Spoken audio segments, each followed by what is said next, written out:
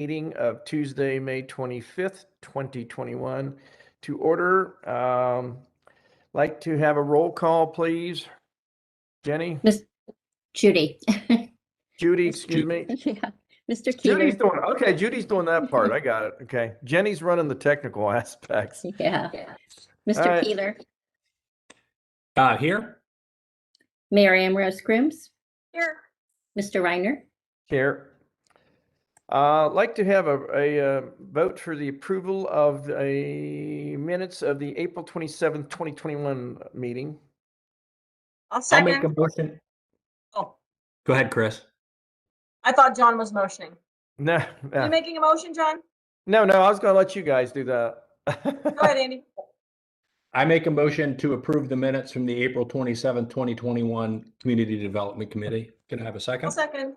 All right, all in favor signify by saying aye. Aye. Opposed? No. All right. We're gonna have to hurry through this a little bit. One of our members has to be at another commitment, so I think we want to have a staff. I guess we're going to start with the historic task force discussion, and who's going to lead that out? That would be me. Okay, Tammy, take it away. I will, and I will be quick. So I just want to introduce the subject from our last meeting and let you know that we have staff is focused on the three components that the CDC had focused on. And so I'm going to head up the discussion about the facade program, and Russ is going to help me with the other two components of your discussion. So if you give me just a moment, I will share my presentation.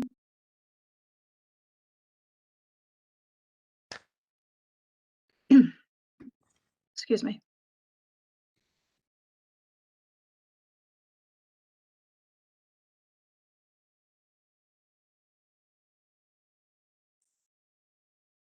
Okay.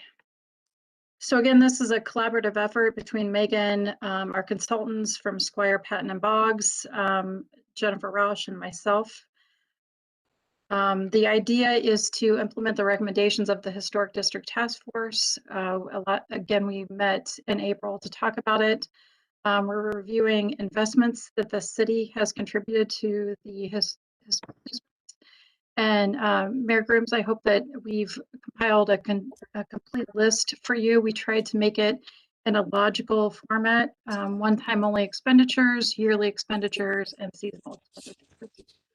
The remaining part of our discussion, again, will focus on the facade program, special improvement districts, and private and public partnerships.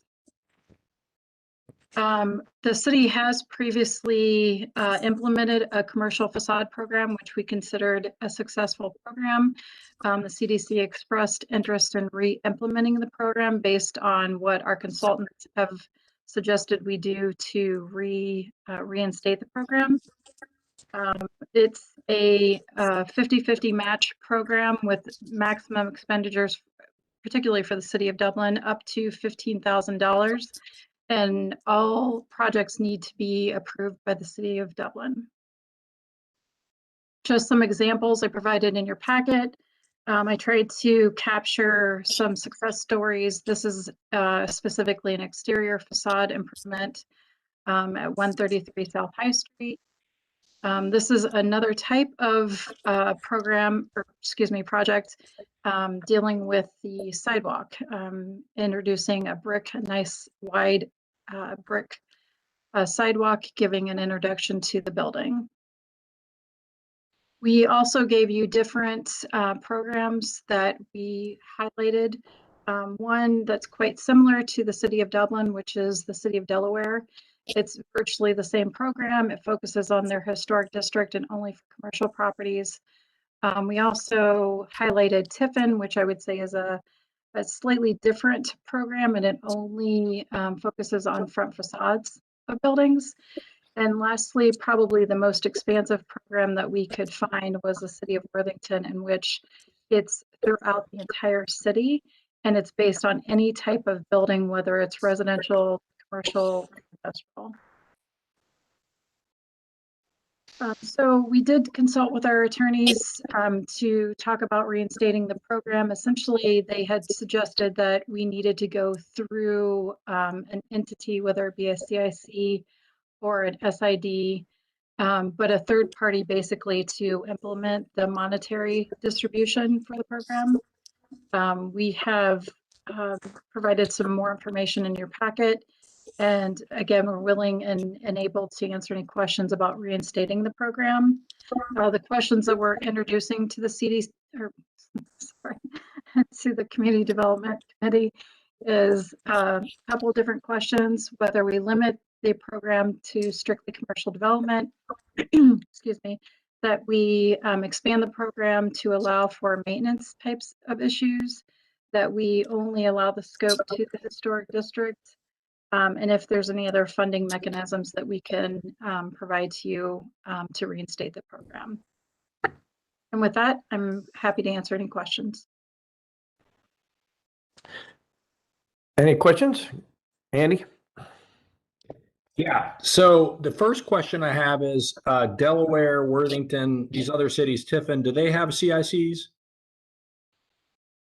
I can safely say that Worthington does. I would have to check on the other two. Okay, me personally, I guess, following the path of least resistance, if other cities are doing it, now granted, just because they're doing it doesn't mean they're doing it right, but obviously if there's a way to do it without having a CIC, I'd be in favor of that. But as far as having a CIC, I think we've been talking about this new entity anyway that we might be creating with its own board and all that. So my initial thought was to just have the facade grant money come from the city to that entity, and then that entity actually provides the grants. But I'd be interested to hear what the attorneys, Russ or us, would have to say. Hey, Tammy, thanks for putting that list together. I really appreciate having them in one place. So really appreciate you and the staff, everybody putting that together. Secondly, I'm wondering if there's a way that we can use our existing infrastructure to accomplish this. For example, if we wanted to do the facade grant program, could that go through the ARB? Since they're already looking and critiquing those buildings, could we have them serve essentially as two bodies, right? So they could call a meeting of the ARB to order, preside over those items, and then call the CIC to order and preside over those items. That way, it kind of cuts out the middleman, in terms of, and we don't have to create another body to appoint to, because we only have so many people that are willing to serve, and there's only so much expertise. So, I am not necessarily opposed to doing a CIC or the facade program or however it is. I would be interested in identifying is there a way that we can utilize our existing expertise and our existing body to serve an additional function. I don't know if there's maybe a reason why not. I would imagine that might. But yeah, I think the money that we spent in the district, I don't know what we spent, $170,000 or something like that over the course of the time that we did that. Felt like there were significant improvements in those buildings for the amount of money that we spent. And I think it was a good investment, a good return on investment. And I would like to see us do more of that. Now, whether it's a commercial or a residential use, that doesn't bother me one way or the other, because what we're trying to do is enhance the streetscape. And if the building contributes to the streetscape, then I am willing to consider whether, who owns it. If it's an absentee landlord that's renting it out to a attorney versus a little old lady that lives there with her dog, I don't know what the big difference is in terms of why we would participate or not. But I'm certainly open to that conversation. I can't say I've made up my mind yet. I'm just not sure what the big hang up for me would be on what happens inside the building, because what this facade program is concerned about what's happening on the outside of the building. So those are my initial thoughts. Okay, so now we have a little divergent, and I almost believe that we handled this as a group, and I'm not sure if I don't believe that our committee shouldn't review these, because that worked out pretty well. Chris, you believing that maybe ARB should head it up? John, it doesn't matter to me. I just don't want to have another body. So if the community development committee could also be the CIC, I'm fine with that too. We're Okay. just getting so many bodies, and then everyone's got an opinion, and they're all not going to meet. So That's right. And then, and then of course, Andy's thinking about, a CIC. Okay, so let's, because we got limited time tonight, let's go through the questions that the staff has thrown at us for consideration. And the first one is, should we develop a facade enhancement program? And I think, looking at, all three of us are in agreement, right? So we want to pass the word on to City Council. Yes, we definitely want to do that. The next big question is commercial development, or should it be extended to residential development? What's the thoughts? I don't really care. To me, it's about the streetscape, and it has to be contributing to the streetscape along High Street. Okay, Andy, what's your feelings? I don't care enough to care. Hey, I could go either way on it. I see Chris's point. If it's a structure in the historic district and it needs help, it needs help. Okay. Visitors from out of town don't discriminate between residences and commercial properties. So I agree with Chris. They're Okay, not going so to walk along and say, well, that's somebody's house. I don't care what it looks like while I'm walking by. That just isn't going to happen. right. Okay, so I think I can go with you guys' two opinions on this. So I think what we want to tell as City Council is that we are interested in just both commercial and residential development. All right. And we're in agreement. Number 3, should the program be limited to the historic district, or should it be spread throughout the city? What's the thoughts? Historic district for me.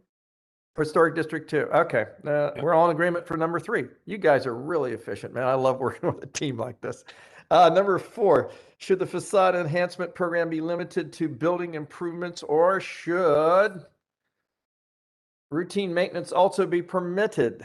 Now, we had a big discussion on that on one of those one time. So let's talk about that. What's your opinion? I'm building improvements, and we ought to require that the maintenance is up to date if an improvement is granted. That should be part of the criteria, in my opinion.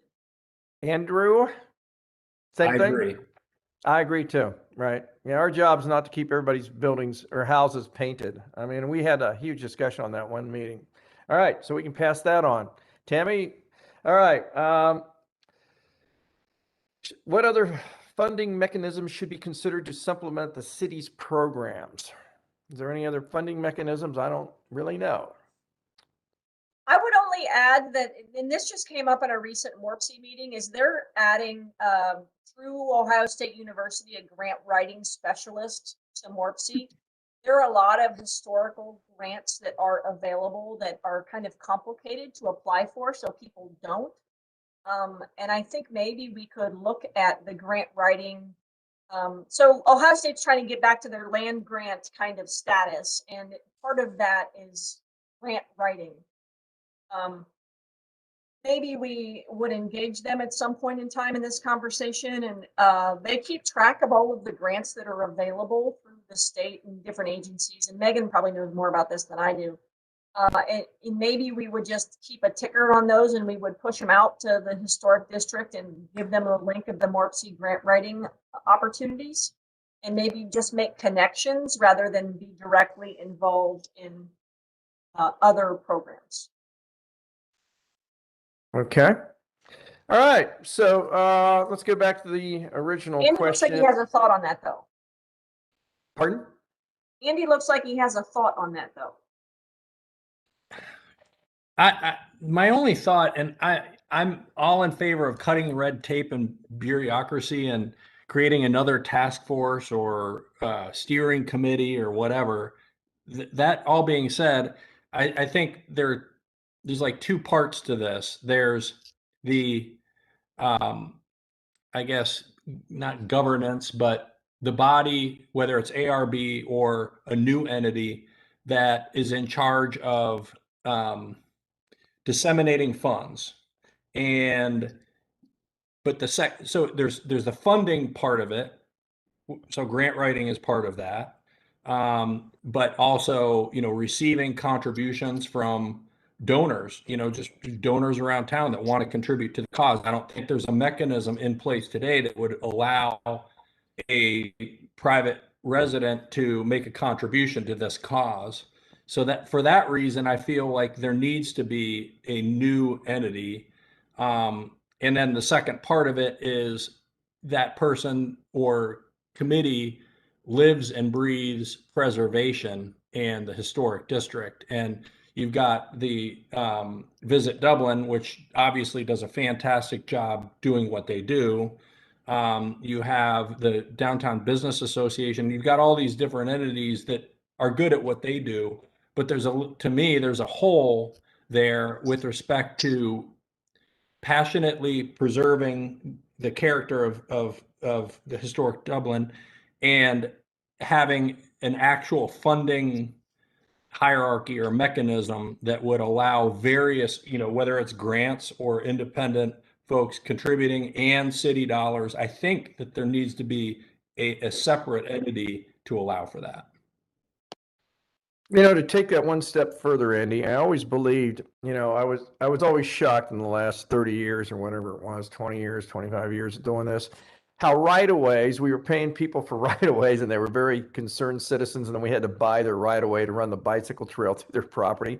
I always thought that, and just what you're saying, that, somewhere downtown there's a plaque or there's a marker that says, Bob Jones gave $10,000 to the Historic District Fund. I mean, I think what's missing sort of is recognition of people that have stepped to the plate.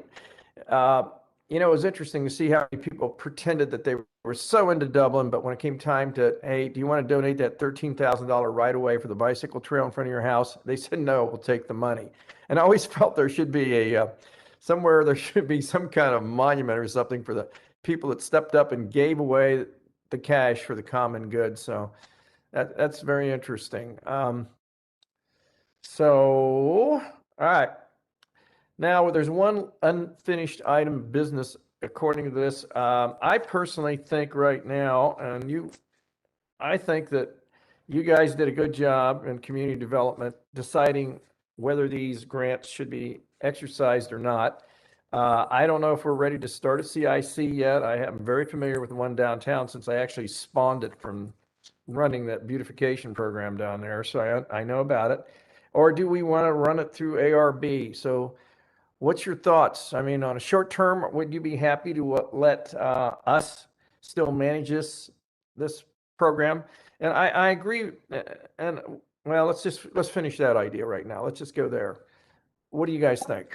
Councilmember Reiner, if you wouldn't mind, I think it's a good point to have either Russ or Greg, since they're on the call, speak to kind of the rules around that, because we've had extensive discussions about how we might go about that in such a, or how we might go about reinstituting the program in such a way that our legal counsel would be comfortable with. And it's my understanding that the money would need to flow through a separate entity other than the city. And I don't believe the ARB would meet that requirement. So I don't know, Russ or Greg, would either of you mind speaking to that issue for us, please? Sure. Hello, it's good to see everybody again. Yeah. The concern, and Megan stated it exactly right.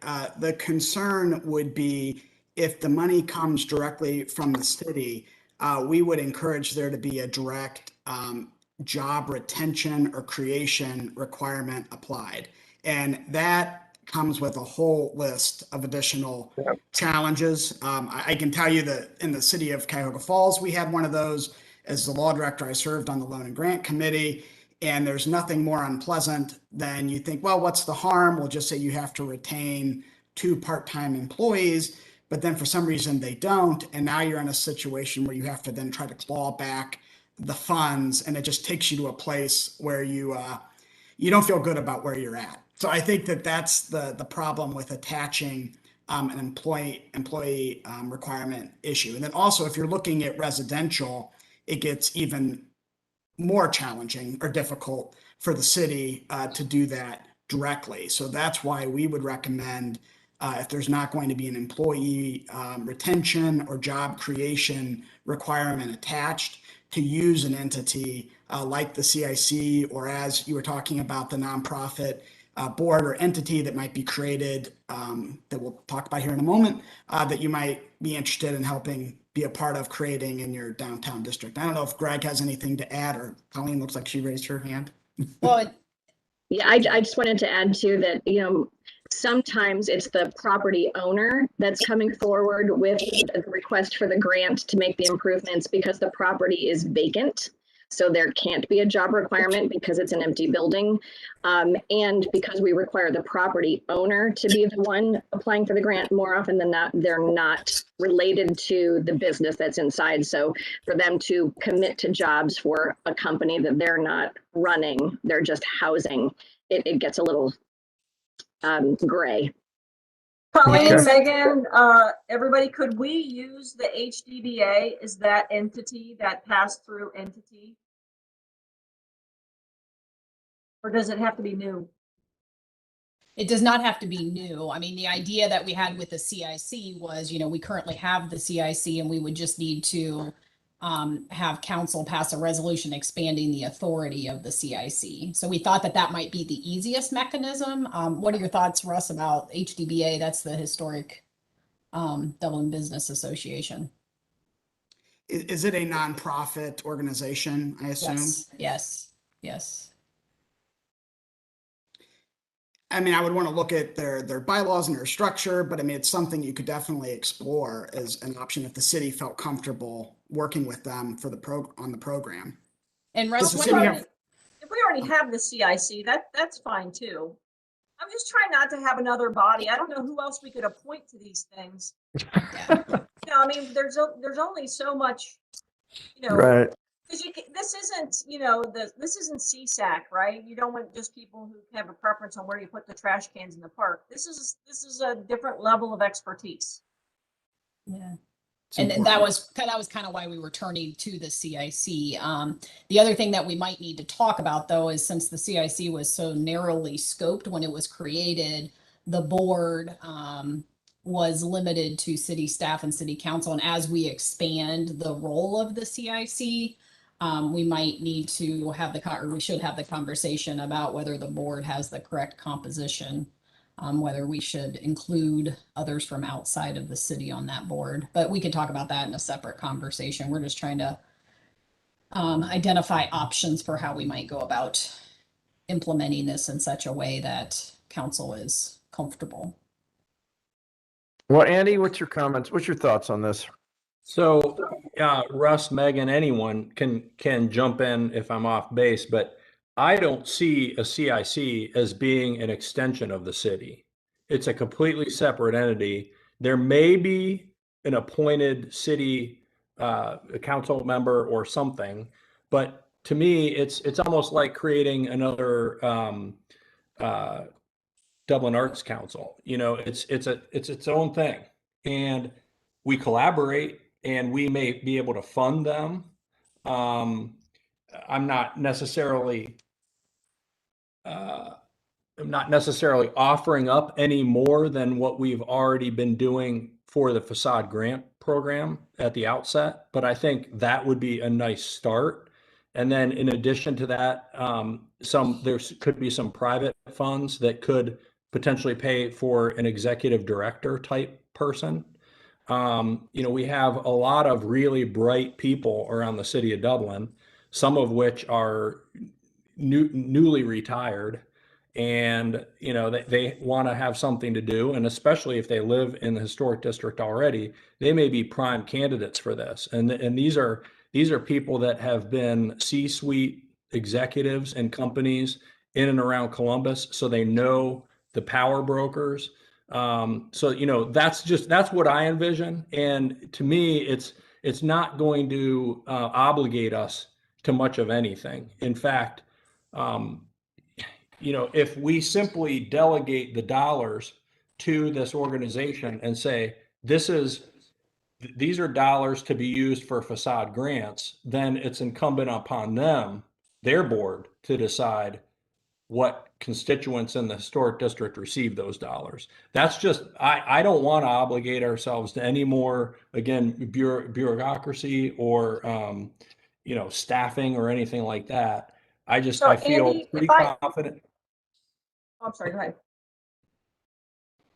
If I hear ahead. you right, you want a different CIC, not the CIC that we have, and expand the role of that CIC. You would like it to be a different CIC started by some other entity. Am I understanding you correctly?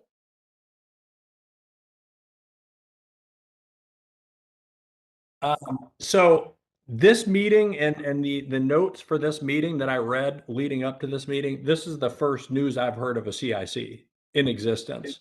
The vernacular we used at the last Community Development Committee meeting was not a CIC.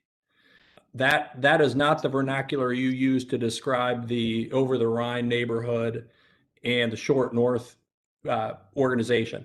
If you already have that kind of organization already on the books and you've got, the bylaws and all that stuff, we need to dust it off. But if a CI, correct me if I'm wrong, Over the Rhine and the Short North district are not tied in with the city councils and those. I mean, they're collaborating. But it's not an extension of the city, correct? I don't know who owns those CICs. So Russ, I, can I you think comment you're on that? I think you're referencing SIDS, the special improvement districts, and that is a different tool. And we'll be talking about that next, actually. A CIC is a different entity. Russ, do you want to explain the So- difference? Let me make Yeah. sure we're on the same page here. It's a lot of There's acronyms, I know. A SID is a financial tool, right? It's a way to finance something. But a CIC is almost like an entity or organization. Is that right, Russ? Yeah, let me kind of just take a quick step back. A SID is a special improvement district. It is a tool, a special assessment process, but you can also create an entity that is a SID. So a lot of what you're thinking about, like the entities that are like a downtown partnership, they either are a SID or they're closely associated with a nonprofit organization, and the SID generates the funds that support that nonprofit organization. The CIC is a community improvement corporation that is a specific creature of state law and is required for certain things. Like if you issue certain types of bonds, you have to have, well, under current law, I think it may change. If you issue certain kind of bonds, a CIC has to approve that issuance. So there's a lot of communities that might have a CIC. Some of them might do lots of things, like providing loans to small businesses or doing things like that. That others might have a CIC like yours that was there to issue this, to approve this bond issuance, and now just sits relatively dormant. Your other organization you're talking about that we talked about last time is like a nonprofit organization that can be created to focus on the downtown. That could be a CIC. It doesn't have to be a CIC. When we talked about it before, I was not envisioning the CIC that the city currently has. So does that help? Kind of.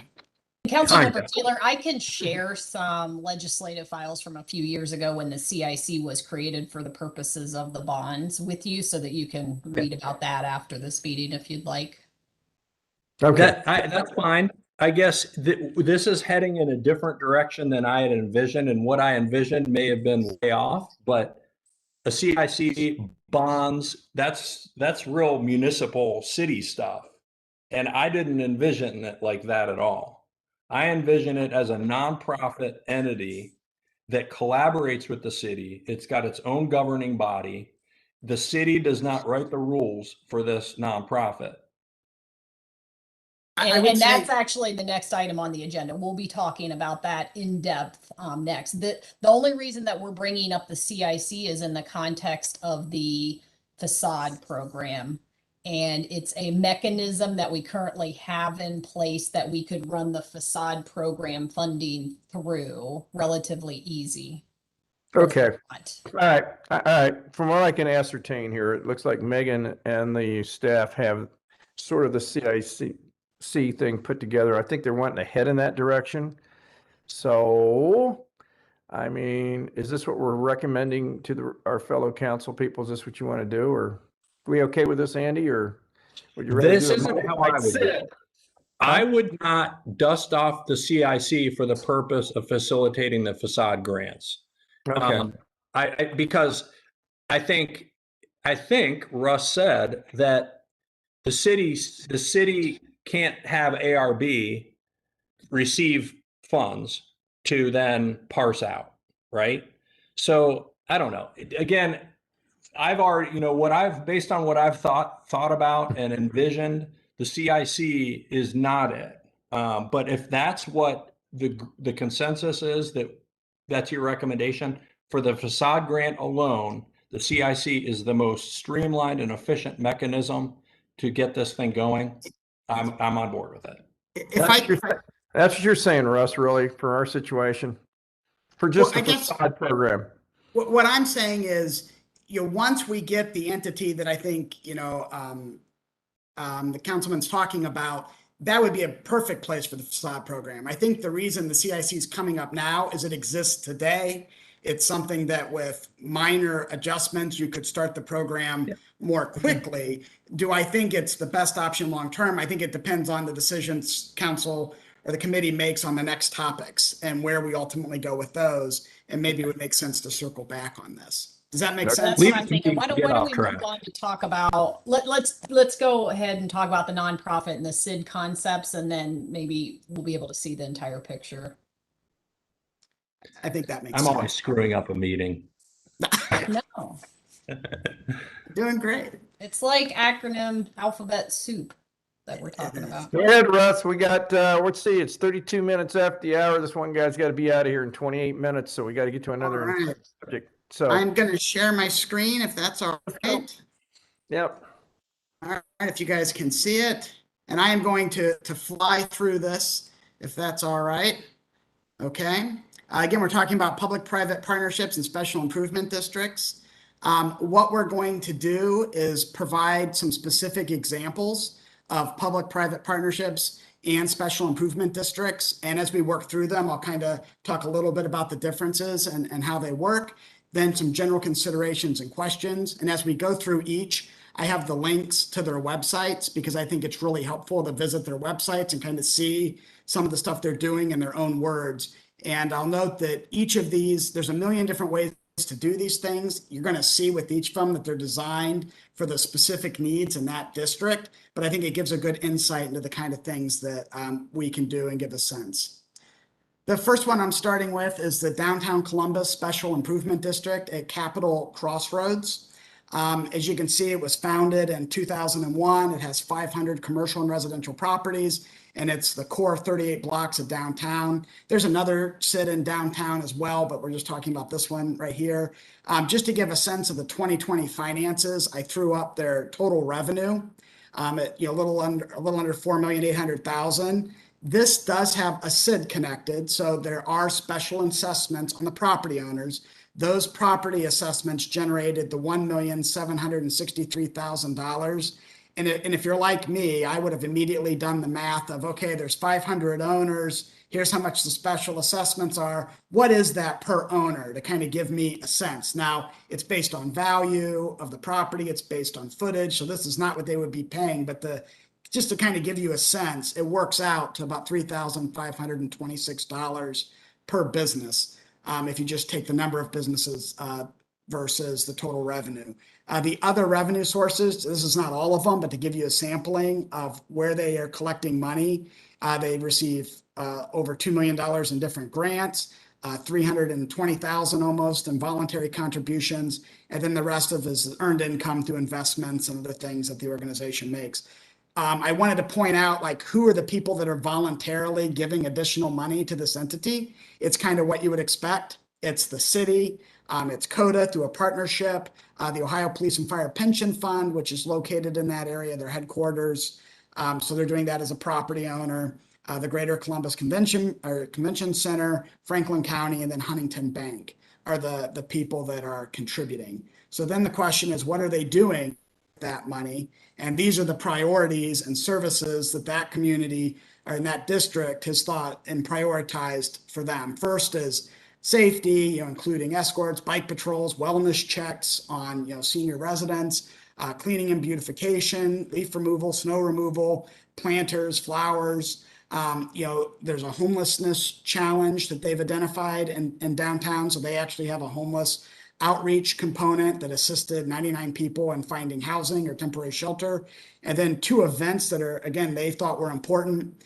They do the Pearl Market, which you may be familiar with. When I worked in downtown years ago, I recall this, which is where they have the fresh farmers market and different markets that they organize and function in the downtown from 10:30 to 2 mid-May through mid-October, which also works as a revenue generator for them. And again, this is something that I think the businesses support because it makes their employees happier, the residents happier, and something that they like to do.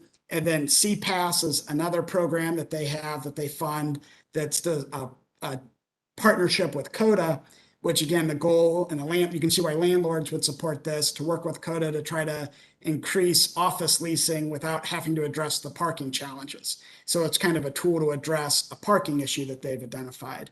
And just real quickly, I'm going to jump to their website. If this works, we will see. So this is their website that gives you a general sense of kind of the different things that they're up to. It gives you more information on each of the programs, and I'll try to go through this quickly, that they operate. These are the functions and services that they provide. This is more information about the CPAS program. And then they also have a program for dog waste to try to collect dog waste and different things like that they fund. Hey, Russ, are Yes. you wanting to share your screen? Oh, can you not see this? No, Let me see how I can fix that. Sorry. we're still looking at your slide. Is that working now? Yes, it is. There you go. Oh, look at that. I appreciate that. Back at the top real quick. This just kind of shows you their website. Here's the example of Pearl Market that appears. They kind of give you a sense of what they're doing. These are the different programs that they have, and they give you more information on all of these things, landscaping. And again, I'm moving quickly. They have an annual report, which I'm going to find here.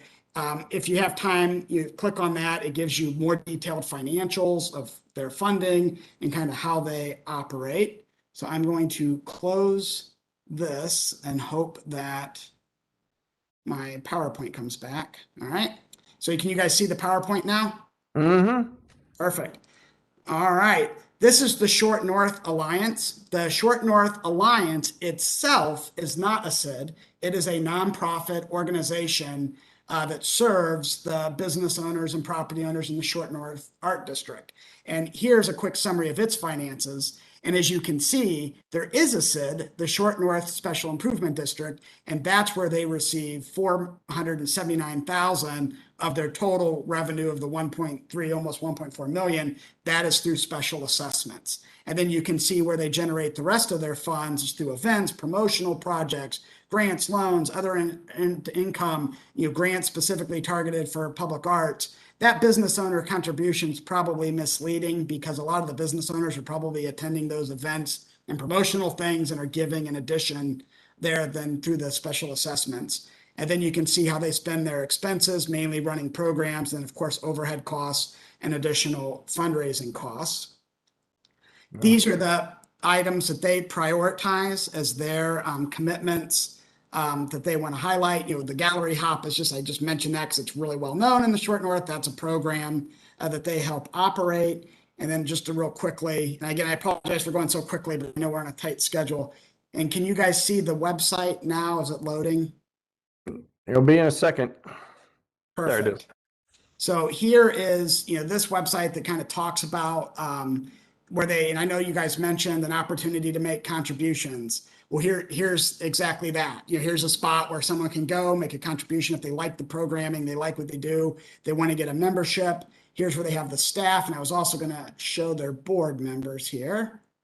So here's the board of directors of the nonprofit entity that works, with the SIDS, and the SID helps fund, and you can kind of see the different organizations, Battelle, Fox in the Snow, I think that's a good bakery over there, the Hilton, and one of our colleagues from Squire Patton Boggs, Mary Jo Hudson, and just other people that serve on that board. And I believe, and here's where they have their separate special improvement district board. So there's that different entity that exists. And here you have the individuals, and I believe they have city representatives. As you can see, Michelle, I believe Larson is a representative of the City of Columbus Development Department. And they have multiple SIDs that work through this. So there's additional members here that are identified there.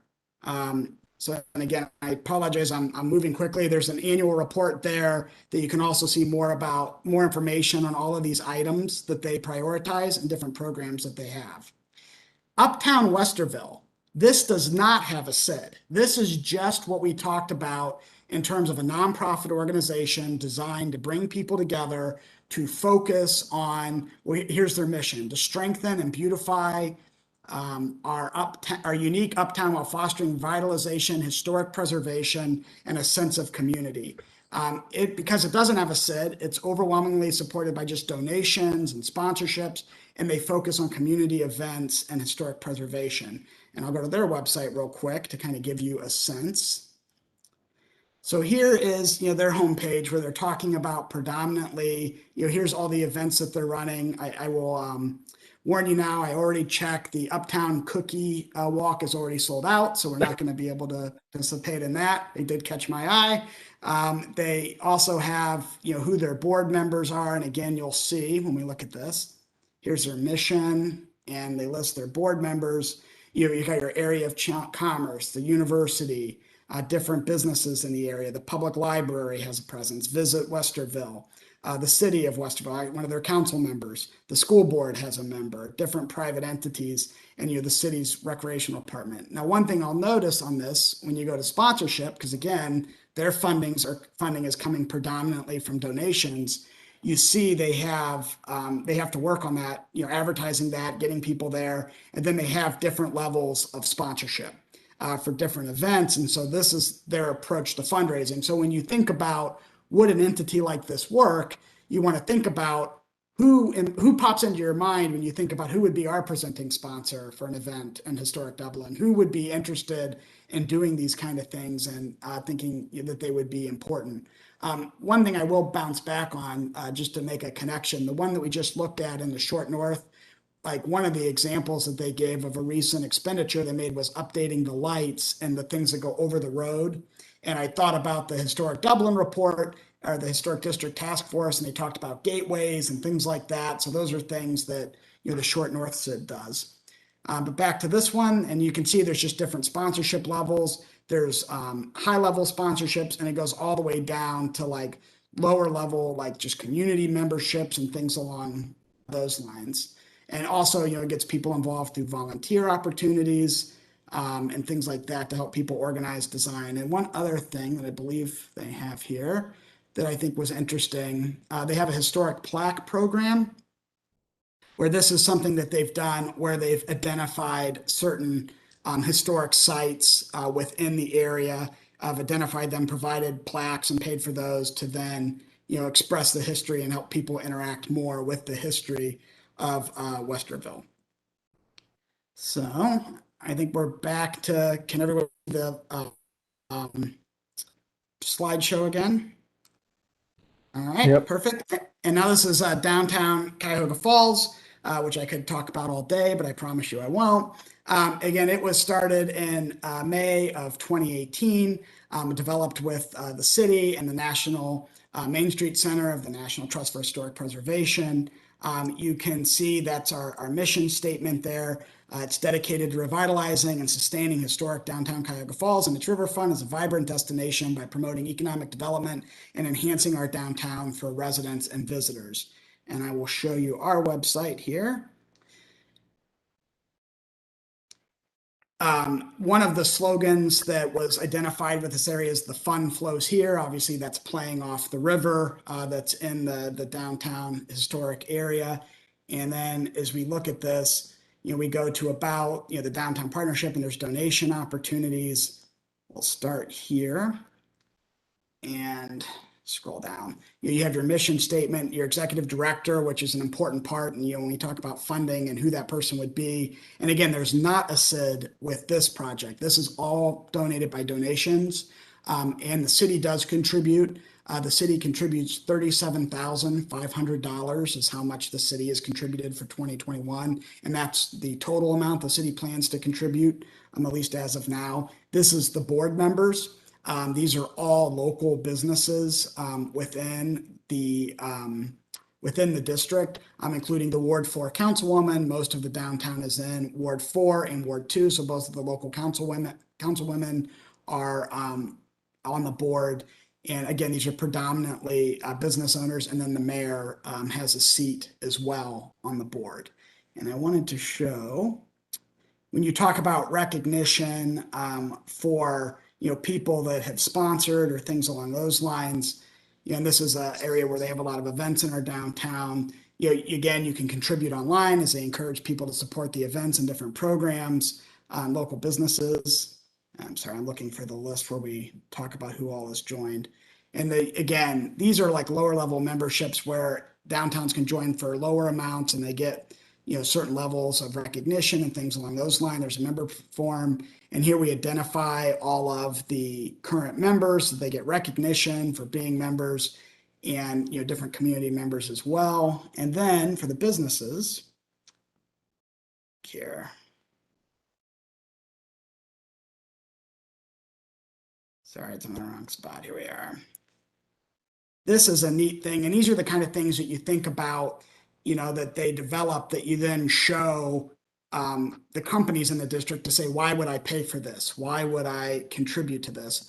And, these are the kind of things that were created that go through and lay out all the different things in the downtown. They promote the different restaurants, the different businesses. They give information about each of them. And provide advertising. And then these are sent all over the community as part of advertising and things like that.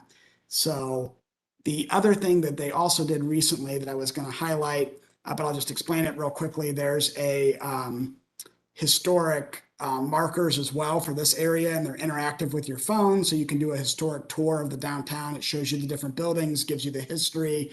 And they're still working on this part where it'll automate with your phone. So you'll get real videos, people talking about the history and, kind of a way to preserve that knowledge and history of the community to pass down for generations, electronically. So then these are just a bunch of other ones that I wanted to throw on here that if you're bored and have some time, which I know none of us do, you could try to click on these. And these are different SIDs throughout Ohio.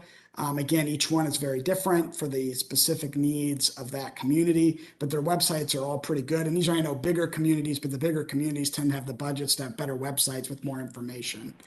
And some general considerations I just wanted to throw out before questions is I think the first step on trying to take from where we are today to getting an organization like that exist is about bringing together a steering committee and thinking about who are the people that you want to help spearhead this, helping the businesses understand the advantages and disadvantages of a SID, and specifically the special assessments that they would be paying. What are the things we would want to pay for? What do they get if they agree to this? And then, how do you incentivize a SID? And, I think that you guys are on the right track there when you're asking how much money are we spending down there now? If you're starting to ask questions like, well, if we're spending X amount and if you can raise Y amount with special assessments or donations, if you go the other route, what could we ultimately accomplish? And I know I flew through that because I know we're on a tight timeline, but I wanted to throw all that up there and then I can figure out how to unshare my screen, which I do not know how to do at the moment. Russ, if you hover over the top, it'll give you the unshare function. Very helpful. Thank you. All right. So there you go. And happy to answer any questions anybody has. And I apologize for going so quickly, but I know we're on a tight timeline. But I thought the websites were helpful because you kind of see what organizations do, what their online presence is. You can see their board members, and you get more of a sense of what their priorities are. Any questions for Russ? Russ, you're a gold mine, a tremendous resource.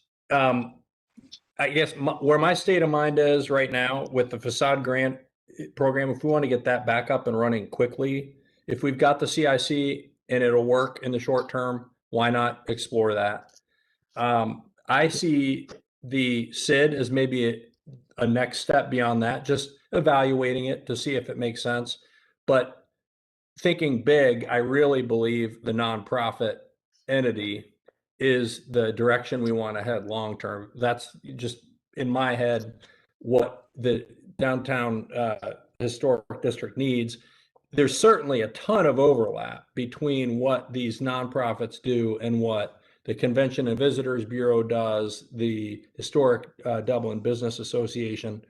So, but there's definitely something missing from the formula now. And if you can amalgamate these entities or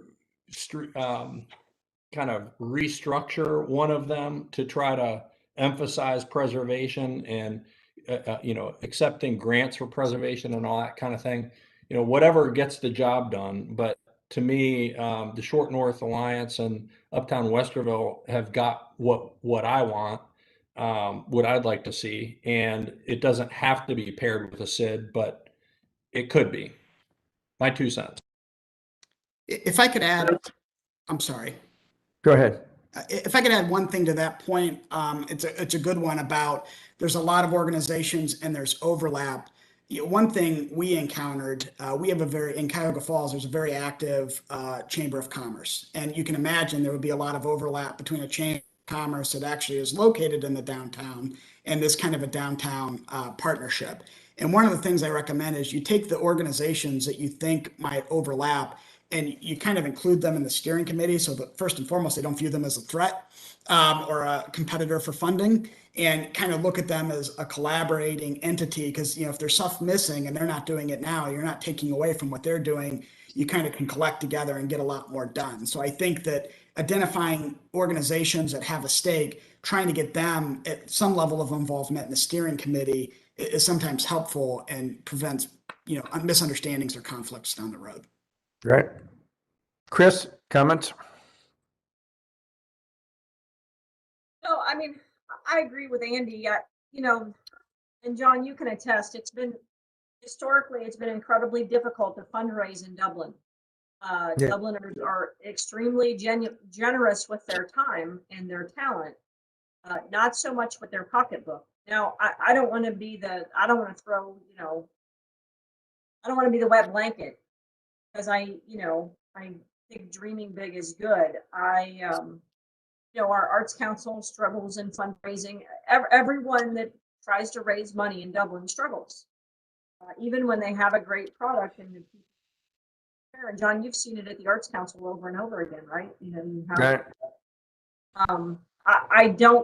I don't want to set anybody up to fail, but I don't want to shoot too low either, to Andy's point. I think the vision is good, but I don't want to set up anyone to fail, and how you get out on the blocks on these things is so vitally important. So I would be supportive, just as Andy said, of figuring out a way to get the facade grant program up and running so that we don't lose anything that's there any further, and that we can continue to improve the streetscape as while we would do these studies. Now, the Arts Council has done a number of studies on fundraising capabilities in the city, and all of them have come back to the shock of the surveyor, I think, of, my goodness, there's a ton of money here and none of it's available. Yeah, I think that's a fair assessment. So,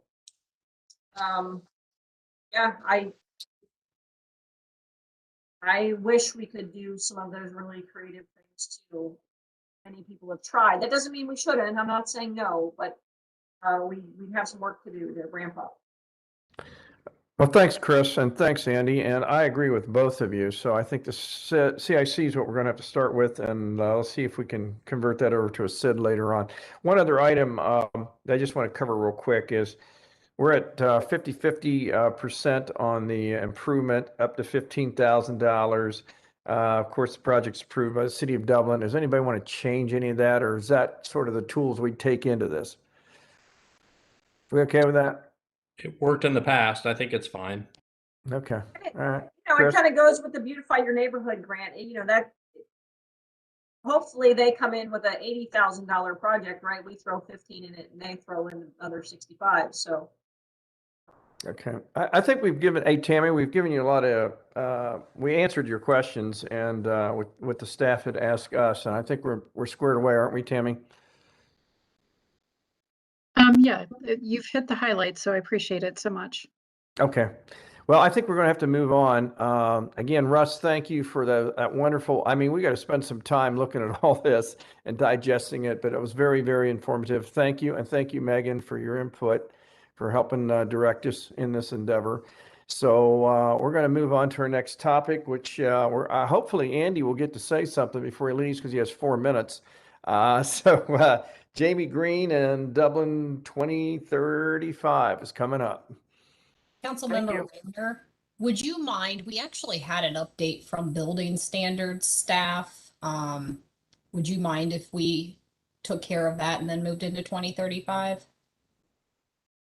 Well, okay, let's hear the update. Yep. And again, and I agree with Chris, the amount of money spent down there was very interesting to follow up on that. Thank you again. Tammy, I guess, may have put that together, or somebody else in the staff.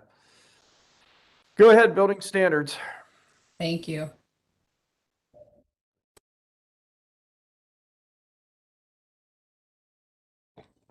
Good evening. Can you guys hear me? Yes.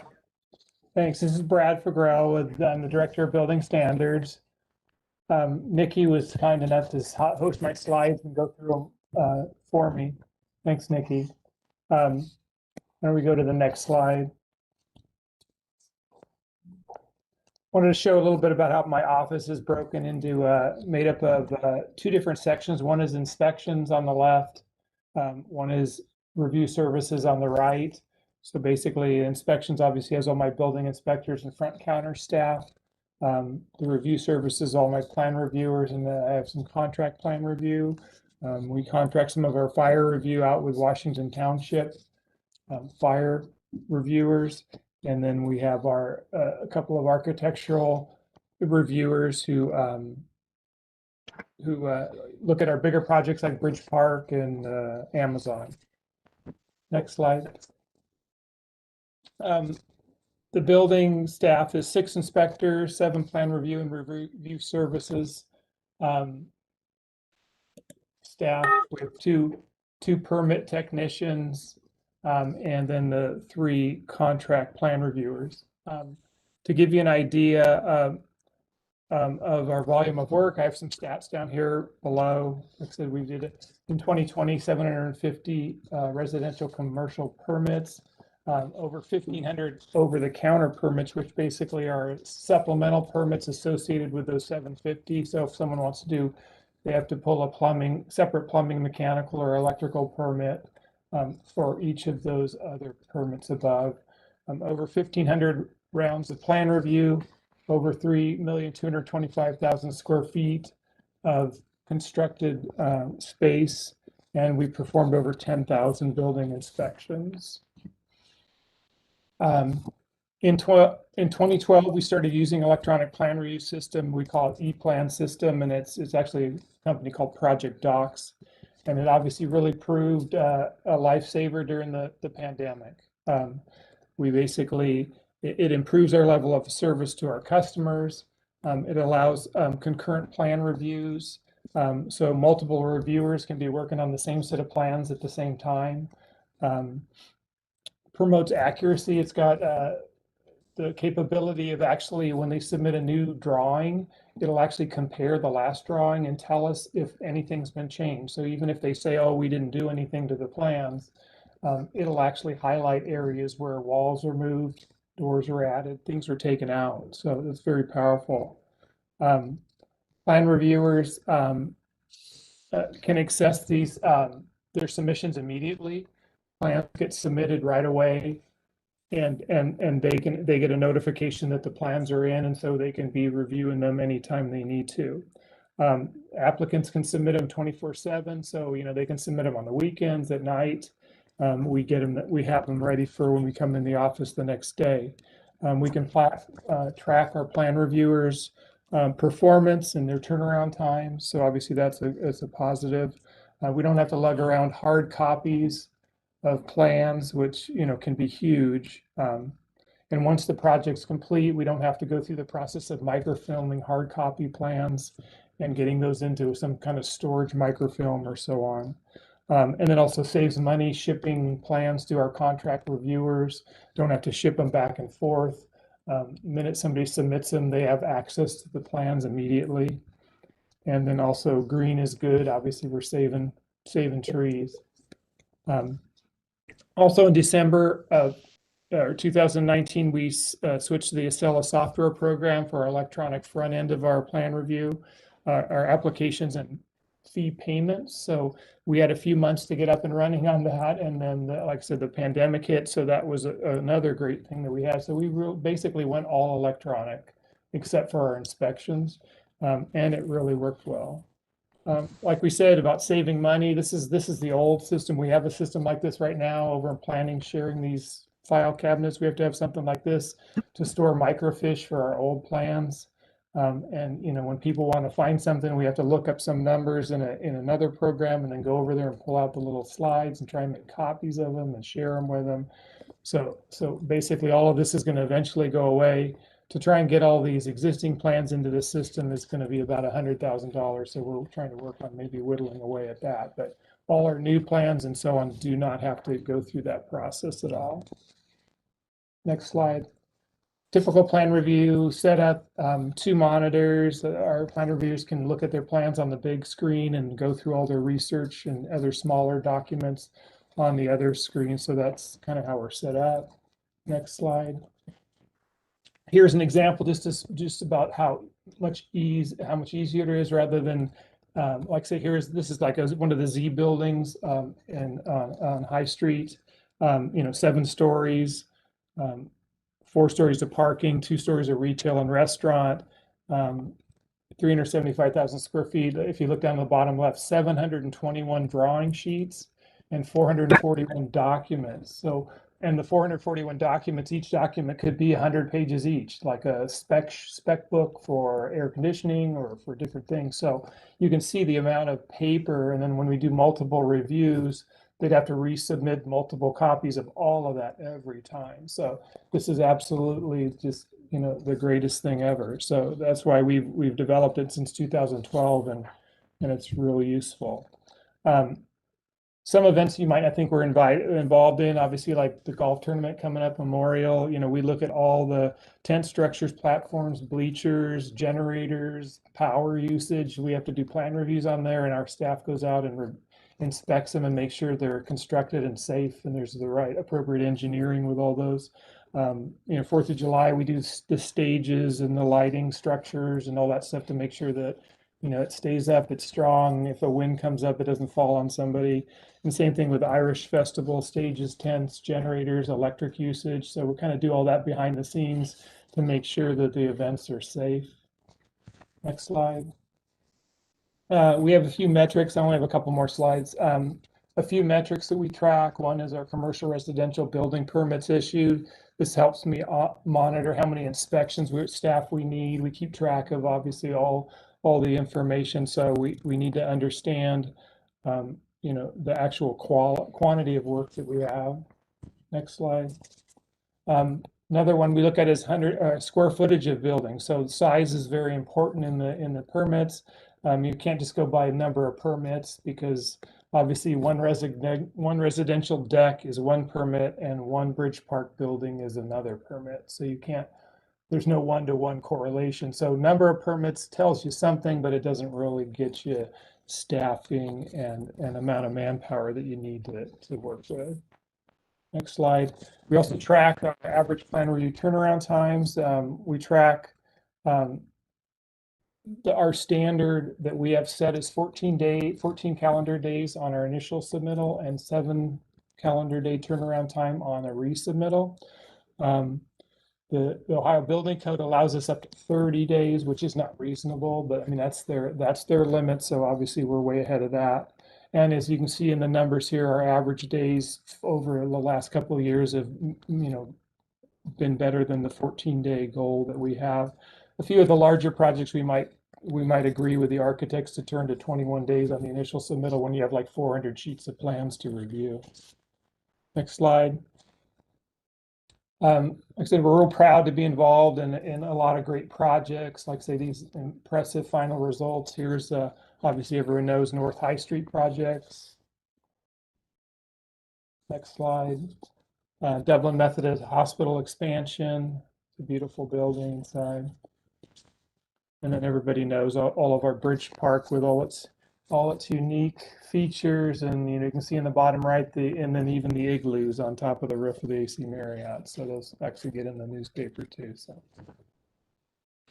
Hey, Brad, I just want to congratulate you. Over the years, I've heard a lot of complaints here, and I mean, we're talking again 30 years or so, of people who got their plans hung up, didn't get them reviewed quickly enough. You know, just been on and off complaints for years, and I really haven't had anything like that recently at all. So whatever you guys are doing down there, and whatever your organization is, and how well you've run it, is really a positive thing. So I guess the other question I have for you with construction, do we have enough review people to review the plans during boom cycles? I mean, are you okay? Yeah, we do. We have, like I say, that's why we have some of the supplemental consultant staff. So we basically we'll let them focus on some of the larger projects. As you know, if I have a full-time plan reviewer and he has to dive into a 500 sheet set of plans, he could be working on it for 2 weeks straight and nothing else. And that I can't have my internal staff doing that. They have to be able to be flexible, work on the smaller projects, hold people's hand, get everybody through the system. So we have a real good balance right now. And so, yeah, no, I think we're appropriately staffed right now. Okay, great. Chris? Any comments? Brad, appreciate all the work you do. Yeah. It's a lot of tedious work, and you guys do it well. Thanks for what you do. Thank you. Andy, are you still around, or you vominos? I guess he might be. I'm still here. I'm walking at the moment, but thank you, Brad. Beautiful work of art you got through the 6 years. Yeah, a lot of complex stuff, really. I mean, it's just amazing, really, when you look at Bridge Street and the bridge and everything else, and the hospital. And my God, you guys do a great job. And I'll tell you, and if you're talking the 80s and sometimes the 90s, we had a lot of complaints off and on about plan review and stuff, and we just haven't had that with you around. So congratulations and thank you very much. Well, thanks. Yeah, I insert myself where I'm needed, and I make sure that I have good staff, and I make sure I try and head off problems. I've got enough experience over the years to know when potential problems are coming up, and I try and head those off before they get to a bad spot. Yeah. Again, thank you very much, and thanks for that. I wish you could just spend more time just analyzing it, because it was a really in-depth, good report. So thank you. Thanks again. Sure. We're going to have to turn on to Dublin 2035, and I suppose Jamie's out there somewhere to help us out. Jamie Green, where are you? I'm here. I've been waiting patiently here. This impressive, for us to see contextually, what you're up to, in addition to also trying to think about big ideas. But it's really impressive for the work, and I'm glad Andy's on here because he clearly is in the big idea spirit with that table. I would love to see that sometime. But Tammy, is there anything that you wanted to say in Jenny's absent here to start? Or you just want me to jump in? No, I'm going to leave this to you, Jamie. All right, great. So we've got about 50 minutes here tonight. Logan and I are here to help. So just a little bit of update, and all 4 committees have met once. 2 committees have met twice. After tonight, it'll be 3. In that period of time, you've generated about 80 different ideas that we've consolidated down into about 80. We're carrying 39 based on the document that you saw that was organized by group. We're going to evaluate those, but I want you to think of this almost like an accordion where we're going to, try to refine and reduce ideas, but we're also going to bring in more. We're really targeting, the council work session on June 21st, where all 4 committees will have met twice, and we'll have a pretty good idea of what we've heard so far. But that's also the night when we've lined up a futurist, a speaker, who will be, speaking to council, but also, be able to be viewed by anyone in the community that might be inspired. And following, that night, we will be launching a public process where anybody in the city who cares about the future of Dublin, who might have a big idea, is going to have a chance to contribute. So you will see some ideas be, refined, maybe eliminated. You will see ideas added in this process. Tonight, what we'd really like to do is, in a minute here, share with you kind of the list that we're working with right now, the 39, review how we're organizing this. But what we're asking you tonight, all of you, council and staff, is to identify the things that you see on the menu, if you will, that really seem justified in elevating them to a big idea. I mean, there are ideas in the list that are really significant, expansive, transformative, but there also are ideas that I think some of you may look at and say, that's a project or a policy that maybe really belongs in the community plan or someplace else. Still important, but it doesn't rise to the level of, really being the big idea. So we want you to think about what to elevate, not to eliminate, but what to elevate. And then also to think about why. I think being clear about what outcome a particular idea might produce is really important. The underlying motivation about this idea versus the other, because you also saw in your documents that in addition to the simple, summary page, we were also trying to build some detail around what you've been telling us in these earlier meetings. And some of you have provided illustrations and videos, and we've tried to capture that too. But that's where that should go. The third thing tonight, so it's elevate and why. But the other part is if these ideas that you start to see here or you're thinking about were to materialize, what kind of community would we really be creating in the city of Dublin? How would that really, fundamentally make a difference? And so after tonight, we're going to work on strengthening these ideas and then folding in ideas that might come later in your sessions or later from the public. So does anybody have any ideas about what we're up to tonight? Hopefully that's the three pieces are pretty straightforward. All right, I'm going to take that as as clear as can be. Oh, nope, the mayor just appeared. Maybe not. I was just saying, I did through the documents and what you were looking at, the printed, hold them up, those kinds of things. We can forge on. I don't have a whole lot of that stuff done at this point. Okay. All right. I think the other thing maybe worth pointing out is that, we have these meetings that are just an opportunity for us to get together, but, we do get from time to time ideas that people have just sort of send in that have, something occurred to them, in between meetings. So anything that comes to mind that you want to share, you could certainly do that. And so we can start here. I would,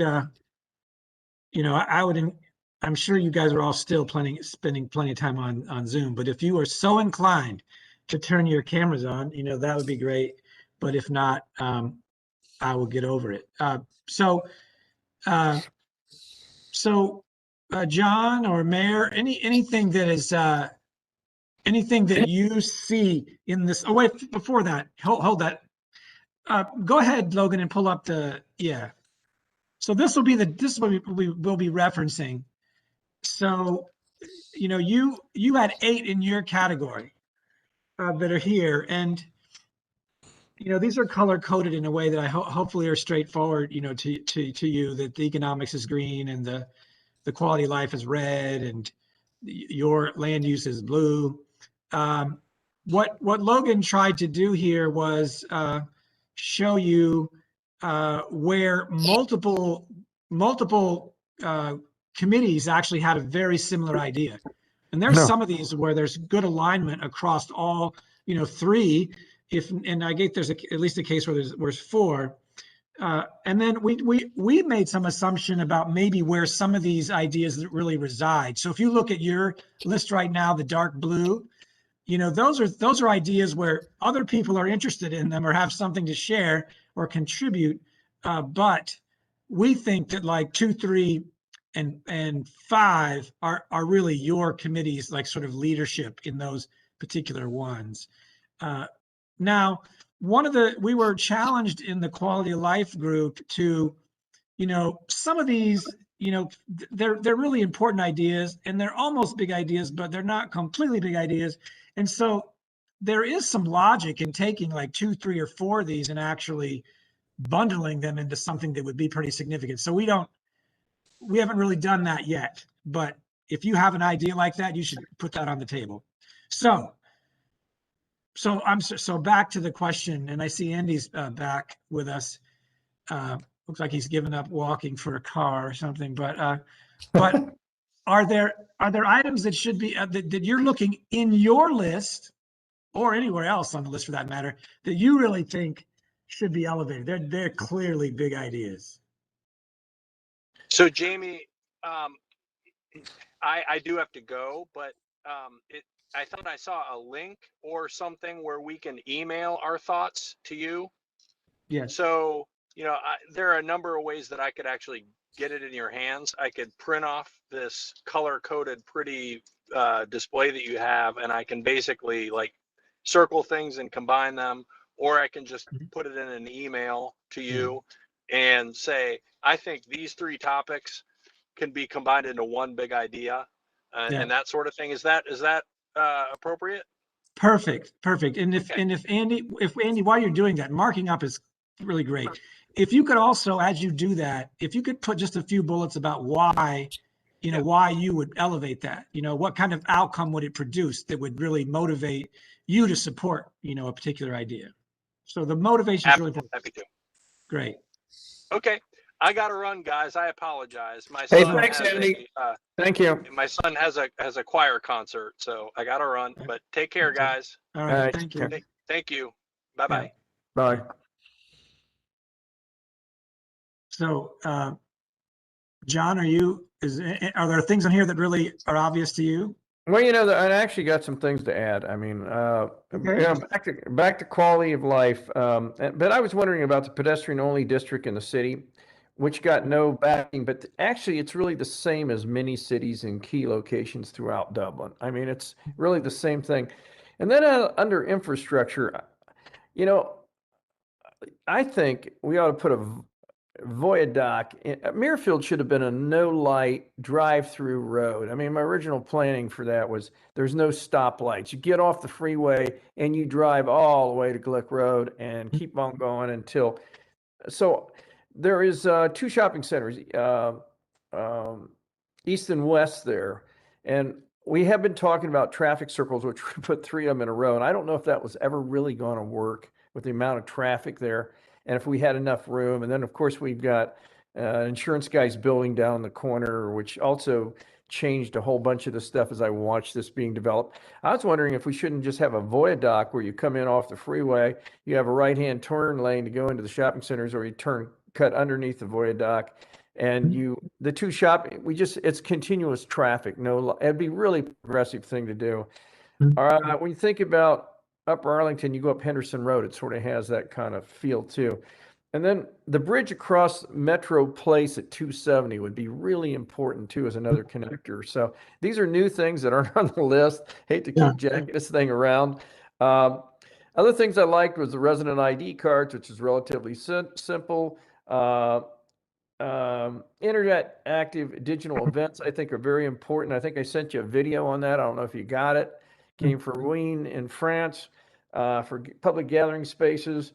I would like to still achieve the gold status with the bicycle-friendly community folks, which we have come and gone over the years, mostly because of the expense of doing it. Um, land acquisition for better growth. I'm totally with that. So is Chris, acquiring as much property as we can. And I still think Dublin is a blue zone city, which is a sort of a newer thing. I don't know if everybody understands that, but it sure would be nice to go to a city where you're going to live another 3 to 5 years than anywhere else in America and set that into motion. So that's a really sophisticated, deep thing that probably most people don't think about, but I think it's really, really important. And for me, and I would think, you know, if I could live 3 years longer in Dublin, I'll move there instead of Westerville or Worthington.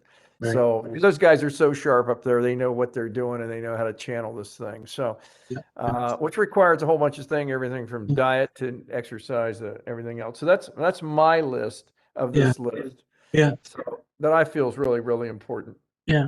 John, could we explore just for a few minutes, like some of the, you know, the motivation around the ones that you selected? You know, the blue zones, for example. I mean, there's clearly a wellness, but what I heard you saying, it also, if you do that, it makes the community that much more attractive, right? So I assume that's why you would do it. More people would want to live here. Your reputation would be enhanced because of this identification. So Right. that, yeah, go ahead. Exactly. And if you actually take care of your people, okay, if government's job is to take care of its people, all right, so what do you really do? You take care of your people. You provide safe, secure places for them. You also try to educate them to a higher level that allows them to get into that position of being safe and secure. So someone just sent me, a doctor sent me a video on food in the turn of the century and how they used to take just plain old corn syrup and stick a gob of honeycomb in it and sell it for honey all across America. How they took plaster of Paris and they stick it in the milk, and Americans are drinking this. They're all getting sick. There wasn't any FDA. And then we moved up to the modern people who run our food, creating the Franken Foods. And if you look at the list of the people that set your food pyramid, it's really, and it's a great video. If you watch 16 Ways to Die in America, you'll see that the people that actually do your food pyramid here are really M&M's, McDonald's. They're all corporate guys because they bought their way into those seats that used to be run by scientists and doctors, and they all got pushed out. And there's literature on this. Now, how many Americans are really aware of this? And what city is so smart that they're on top of all these kind of issues and they're working on it? I mean, come on, that's really progressive thinking. And with that, you got long life, health, and you're trying to educate people and put them in a situation where their lives are much better. And you know what? There's no reason Americans, like certain groups where they did a 250,000 study in China, why Americans shouldn't live to be 90 here. But no, they hit 50 to 70 and they get diabetes, cancer, or heart disease. You know why? Because they don't know how to eat, and the food they eat is crappy. So wouldn't it be cool to have a city where people are really savvy on this kind of thing, you know, and exercise is built into it and everything else. So if there's a lengthy explanation, Jamie Green. Yeah, no, I I appreciate that. I'm going to cut you off though, because you're depressing me right now. You know, you can't cure stupid, Jamie. Yeah. You can't cure it. Yeah, I've heard that. But thanks, John. So, Meredith, anything else you want to jump in here, or are you good for now? I would just say on the quality of life, some of the ones that rise to the top for me.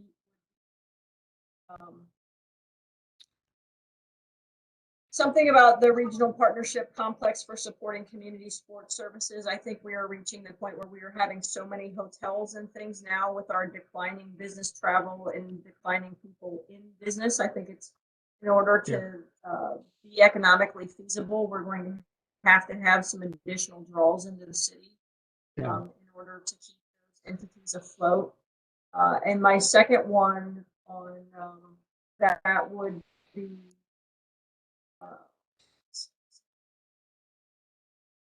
a non-automotive super greenway traversing the entire city. I think it's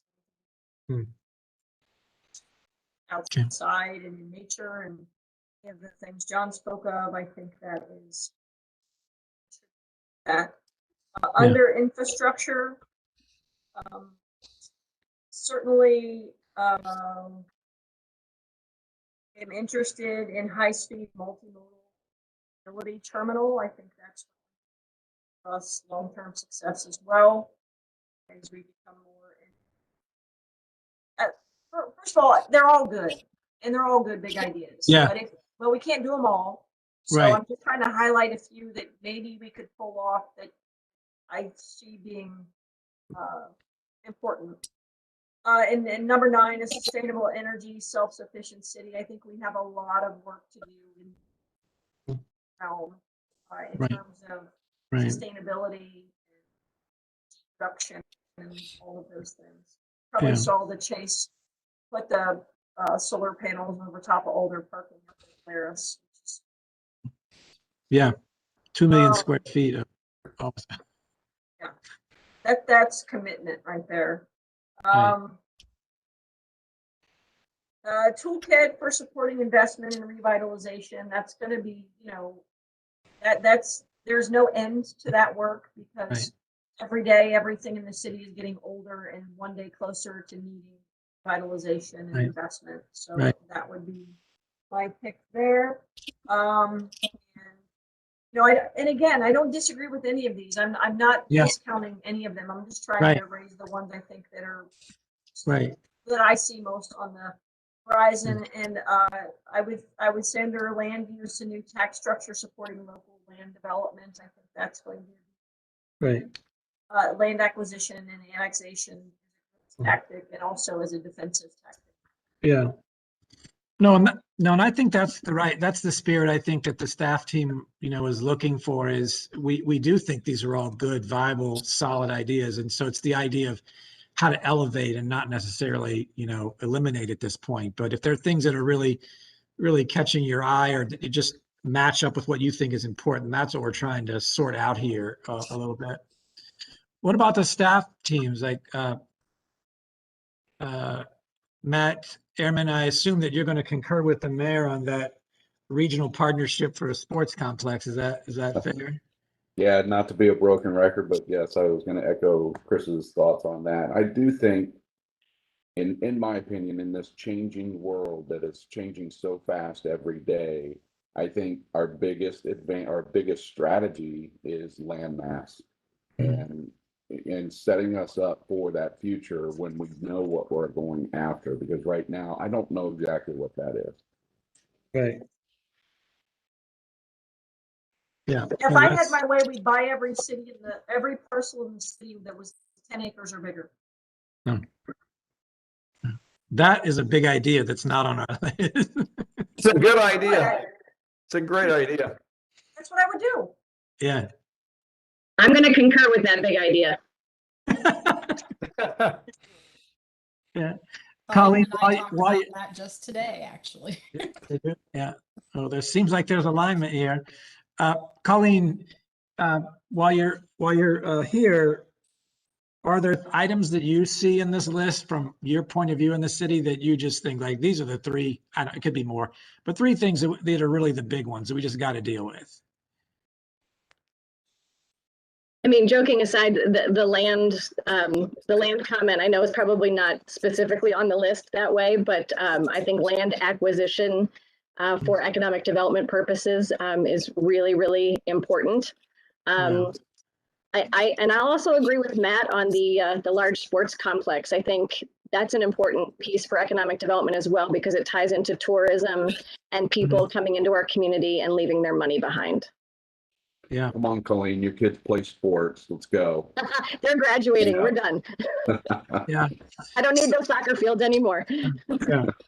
So Colleen, I know that there's nothing like Greenfield, right? There's nothing like that in terms of what you're doing, but I've also seen in some cities some pretty significant analysis of capacity of all their land assets. If you were to done something like that, 6 or 7 years ago, at the corner of 161 and 33, or going up where Bridge Street is now, you would have had something that was probably at an FAR of 0.17 that's now like 3 or 4 times that, right? So I just wonder in your thinking. That study was done when Bridge Street was started, so there is a capacity study out there that we have.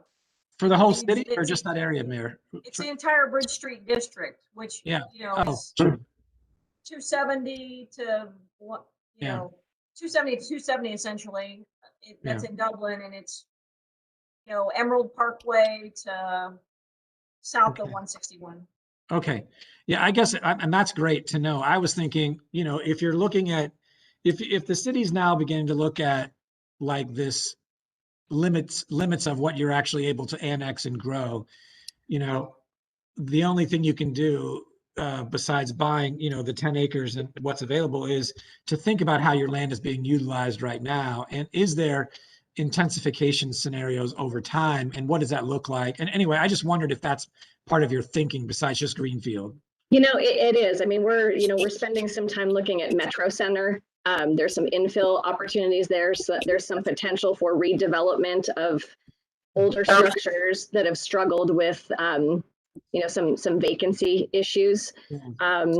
So yes, I think, you know, we're starting with some of our older areas or more vacant areas, but that is definitely something to consider. So not only is it land acquisition, but it could be, you know, vacant or underperforming building acquisition to repurpose sites for redevelopment. Yeah, that seems like a major item. All right, that's good. I assumed you were, but I was just hearing Greenfield, so I wanted to check in. All right, Matt Stifler, when you look at this list, do you see items that are just obvious to you? And Colleen, if I didn't finish with you, you can jump back in here. But Matt, are there items that you see here that are just obvious transformative ideas? Well, I think, you know, I look back at the city's previous two kind of, at least two transformative ideas. You know, Bridge Park being the latest one. And I think that some of the discussion we've had around a sports complex would be pretty transformative. Some place that you could go and do something that's unique in Central Ohio or unique to Dublin, I think is transformative. It transforms not just that area, but your reputation, and then that has an impact and value that maybe even transcend the actual economic activity that's generated. Yeah. Just knowing you're the type of community that can do that. I looked at, I think Grant Park, I think Colleen mentioned that, or in Indianapolis, it looks like they spent $80 million to build that complex, because I was doing some math to see what does something like that look like, because I was kind of excited by that type of idea. So I think any of the ideas on here really that point to creating something unique, whether that's a greenway idea or a micro city idea or the sports complex idea. I don't know what the right idea is, but anything that creates a place that's worth going to, because you know, it's hard to, you don't have to leave your house to go to work anymore. So if you don't have someplace interesting to go, you might not leave your house. Right. No, I that resonates, Matt. And I think as you say that, you know, Logan and I have begun to build some criteria, right? I mean, at some point, you and the council members are like, you know, you're going to have a lot of good ideas. As the mayor said, they're all good. What's the criteria by which you can get behind, you know, the things that you're going to actually do? And, you know, the uniqueness, I think that you're calling for, something would be unique and authentic to Dublin would be some really important criteria, it seems. So how about you, Michael? It's still muted. There, it's a delay. How about now? Yeah, got it. Excellent, wonderful. Thank you so much. So yeah, obviously green spaces. We're not building any new additional land. So I'm totally on board with all of those and having places for us to go and live and enjoy being in Dublin. But one of the things also that resonates with me is as we look to the future, you know, around where we're moving away from, trying to move away from more fossil fuels and going electric with a lot of things, and your devices these days are have all battery powered, and you know, even some of the cycle schemes and the scooter schemes that we're looking at were electric, had electric components to it as well. So I think having a vast electricity source and infrastructure to be able to support like electric vehicles or all of these additional devices and components as we grow this is going to be key. And not just regular electricity as we know it, but renewable energy sources, whether it be solar or wind generated or things like that. I think that will also have a knock-on effect to help with the Blue City, you know, the idea of where you will have areas where you lower carbon emissions and being able to have people enjoy healthier, happier lifestyles. You know, the drone technology that we've been that's been noted here as well. Those are all operated in battery operated, and the biggest worry is that your drone is going to get so far and it's going to run out of battery. So if you could have multiple charging points around the city for those types of devices to be able to go partial way, stop, like do whatever, a delivery or do video or watch an event and then come back and come to the closest one, recharge and get back rather than having to fly all the way home, would actually be quite essential in helping deliver some of these technologies. So I think that's a key point that keeps coming about in my head is having that power infrastructure, just like the city looked at doing with fiber back in the day.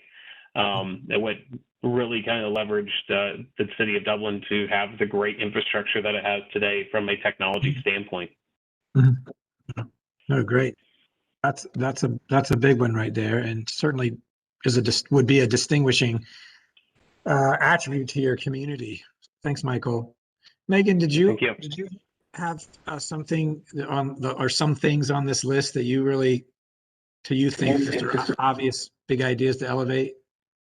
Yeah, I mean, I think there's a lot of good ones, and I know I spent my few minutes of time in the Public Services Committee meeting talking about mobility, so I won't use my time in this meeting talking about that. But a few that stick out to me would be, I do agree with having a big goal around sustainability. I think that touches on a lot of these areas. It touches on mobility, wellness. It just runs the gamut, and I do think there's lots of opportunities there. Land acquisition, of course. I don't need to say anything more with that. The Super Greenway touches on mobility as well as wellness and quality of life. And then, you know, the mini cities one that sticks out to me too, or the concept of having those nodes across the city.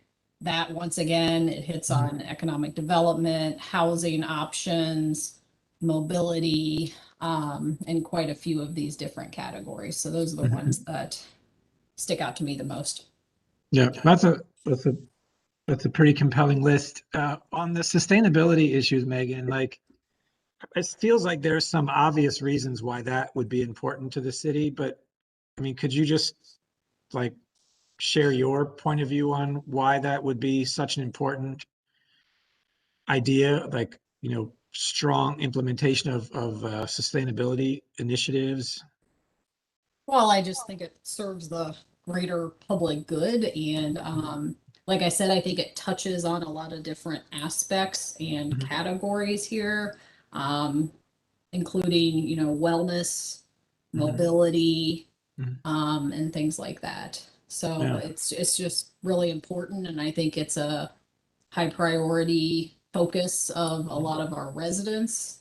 Yeah. And it's just important. No, that's great. Thank you. One of the things in some of our work when we talk about sustainability, you know, there's the, you know, the ones about environmental and the social sustainability, but you know, there is in our view, like a dimension of sustainability that's about emotion. Like no place will be sustainable if there aren't people who care about a place, right? And so many of you have talked about ideas that really you want to make sure people want to be here. I think that was one of Matt's ideas, but that emotional attachment to place is just fundamental. And you guys have that a lot, but you can't take it for granted in terms of sustaining this place. Paul, are you with us?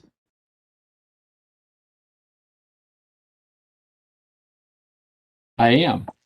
All right. How about you on the list here? I mean, I don't have a lot to add to what's already been talked about. I guess what comes to mind, and kind of building off of some of the comments that John made and then Megan, but I think our evolving transportation system and part of our big idea of the past has been our land use and putting our transportation system in harmony with those land uses and the balance that's been really the true success of Dublin over time. But I think it's maintaining that as transportation evolves into mobility, and then providing those connections within the community. So John talked about the Avery-Muirfield corridor, and one of the things in looking into University Boulevard that we evaluated and looking at the Avery-Shire Rings intersection was a potential of a connection going over 33 and making another link between University Boulevard and kind of like a Hospital Drive, Perimeter Drive area over there. Because we suffer from these links. So these big ideas are going to come with a lot of expense, but I think, again, our transportation system needs to continue to evolve. And I think it's been a huge part of the success of Dublin is how well it's functioned. And I don't think we can lose sight of that big idea. Yeah.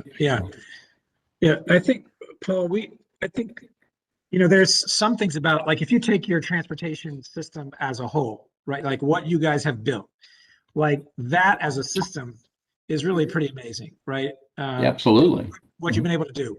And my understanding, you're doing some more at the Post Road interchange. Like you're not done. We're not done. No. But I think that's hard for the average person. Just expects to go where they want to go, when they want to go, how fast they want to go, right? So somehow, if the transportation, particularly like the car-oriented transportation, continues to be like a big idea, somehow we have to have folks appreciate it perhaps more as what it means. But there's also, and I'm not saying you're only about the car, Paul, but but there's a lot here, and a lot we've heard about, the multimodal, and the mayor mentioned that. So I think going forward, we have to maybe tell the story more comprehensively than maybe it has been. I don't know, but I would agree, and that's why I use the term evolving, because I don't think it can just be cars. I don't think that's sustainable. For Dublin or the region. Yeah. According to Michael, it has to be electric cars. Right. So it's good. Anything else, Paul? No, I appreciate that. No, that's pretty much what I had at the moment. Yeah. I'm sure that, Paul, between you and Dana, you've got some roads and bridges and stuff like that. But I'm wondering, some of these big ideas that are being generated, they can be illustrated, right? They can't, not in detail, but cartoon or diagrammatically what we're talking about. So I don't know how much of what you're thinking is public, but at some point, if the road network and some of these other network ideas are going to be important, we might want to have some descriptions, graphic descriptions. Right. Agreed. Yeah. I think Jane, she's ready to draw some like greenways and things for us, on a map, just to try to help us understand what she might be, thinking about when it comes to that. So anyway, we at some point in this evolution of this work, we would probably be checking in with you about that. Okay. Yeah. Is there anybody else here, Tammy, that you wanted to make any comments about the elevating ideas? No, I'm just listening to everyone else's ideas. Thank you, Jamie. Oh, you're good. Brandon, somebody's.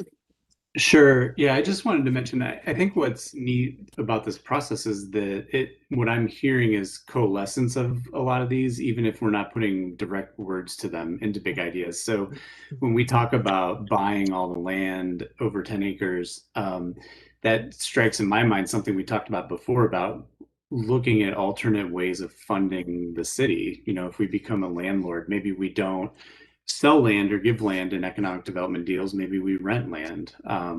Maybe we hold it and, for our uses until the time is that the market bears fruit that we want to sell that for other purposes. I don't know if that's legal or not. I would assume so. I think we do it already, right? But then also thinking about, in terms of what Michael's talking about and what Paul and Megan are talking about, the micro city idea in combination with the sustainability play and electricity play. And when we think about moving people around, and something I've always thought about is that to get people to move around in better and different ways, it just has to be so frictionless to them. Because Jamie, you said it, and people want to get in a car and go where they want, when they want, and how they want, and how fast they want. And if I'm at this place and all my friends say, let's go to this place, and I can just like kind of stumble along, and I'm not saying that I'd be stumbling, but if I can just move along without having to think about getting out a pass for this and looking for when this shows up and where these things are going to specific spots, I think if we think in those terms and we bubble these together somehow, and phrase them so they are really big, they sound big, like when we talk about those micro cities with frictionless travel models between, and among. And so for me, I guess my comments are more just the process. I think we're hitting on some things, and I think we'll get there. It'll just take a little bit more work, but I think we've got lots of good guts here to really truly make big ones. And then my last one, the thing I've always thought about is like the futuristic dome idea. You hear the term Dublin bubble, and it's not to exclude at all, but a bubble could be very functional where we could tap into that bubble, could be the energy generator that cycles things back into the city and a variety of things like that. That's really far out there. It's because I have my glasses on tonight. Sorry.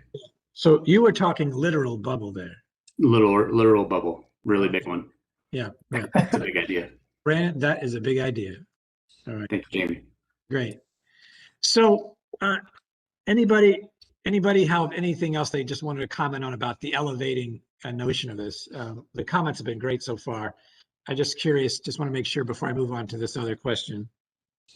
Anything you see here that if it doesn't get elevated, we've missed an opportunity? I'm back with Paul on transportation. We don't have mountains, we don't have water, but my parents and my business always said, in Columbus, you can get anywhere you want in 20 minutes. This is a fantastic city. And that is just so convenient for human beings. And like Paul's alluded to about our transportation system, it's awesome.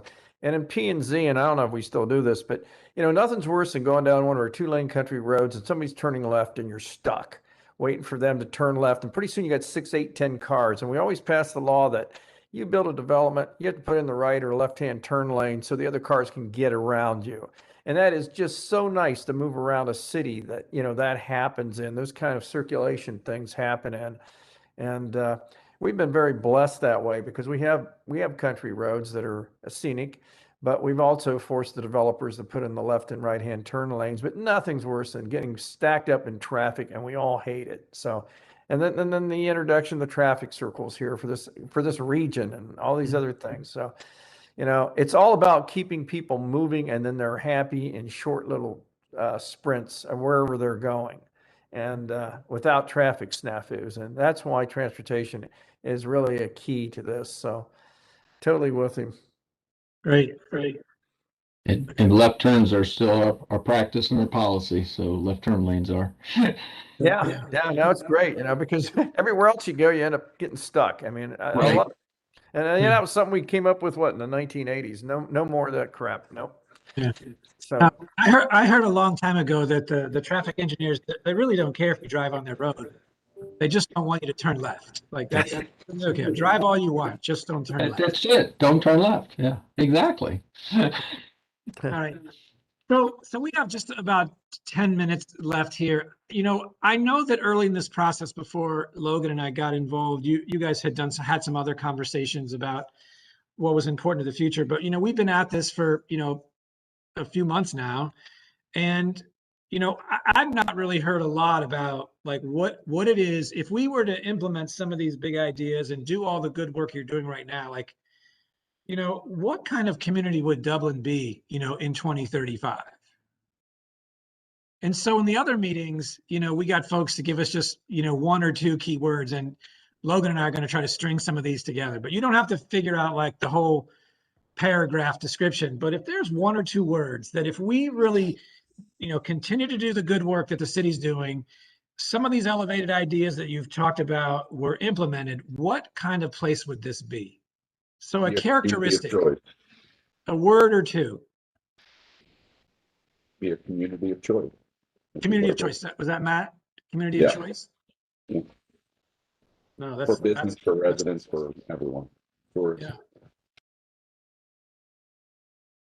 That's a I would say unique. Unique? Mm-hmm. Others? Different. Different.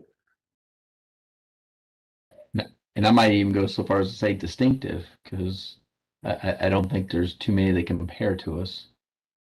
Yeah. I was going to Special. say prideful. Right. Yep. Yep. That's back to that emotional attachment and how you feel about the place.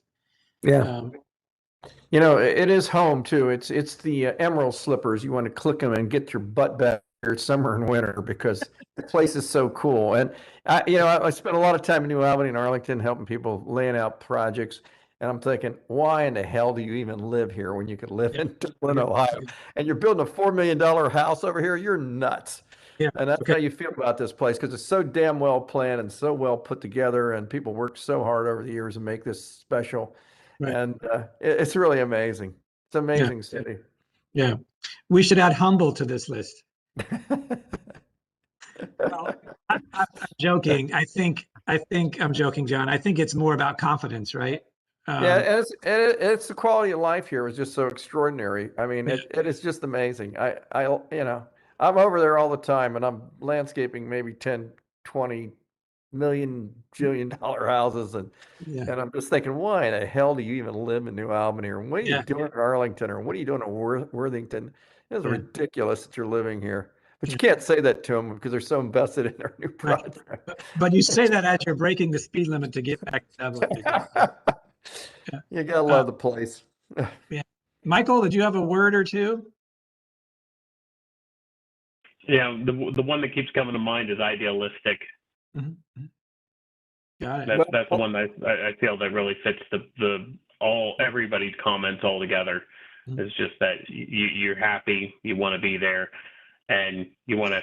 And when you're other places, you want to get back there quicker. And as John said, so. Yeah. It's well planned too, really. It really is well planned. A well planned city. I mean, God. So, and that will still be the perception in your mind in 2035. It'll still that'll be the kind of community Dublin continues to be, as a well planned community. I'm affirming that. Yes. And I Colleen? think I would add to well planned, well dressed. Well dressed? To the appearance of the community. No, absolutely. Yeah.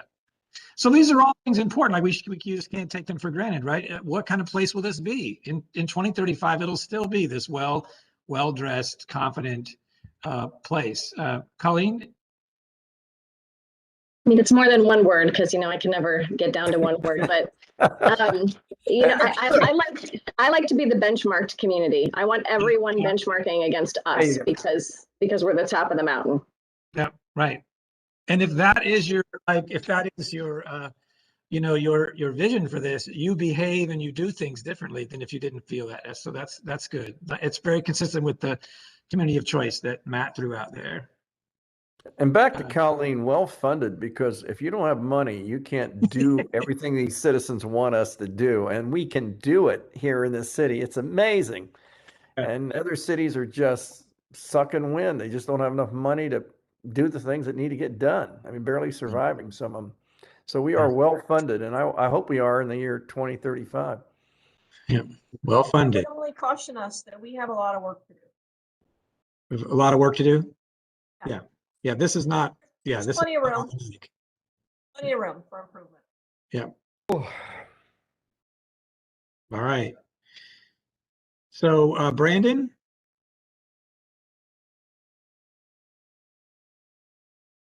Get out from under the bubble. Come here. Where are you? Yeah. I like what Colleen mentioned about being benchmarked, and I just think of it. It's a boring word, but it's the innovative, or it's something that connotes kind of pushing and continually improving. Something that's not done. Yeah. Right. Yeah. You're just not repeating or borrowing, right? You're creating. No, that's good. Megan, how about you? I think I suggested the word special. Special? We're kind of landing on lots of synonyms at this point. That's good. I love that you're not using the same words, so I appreciate the synonym approach. Back to Logan and Colleen, innovative. I mean, we are an innovative city. Yeah. Well, that's good. Is there anybody that I missed? It was unintentional if I did. All right. Well, these are great. There's a lot of good words and a lot of good consistency in what you shared with us.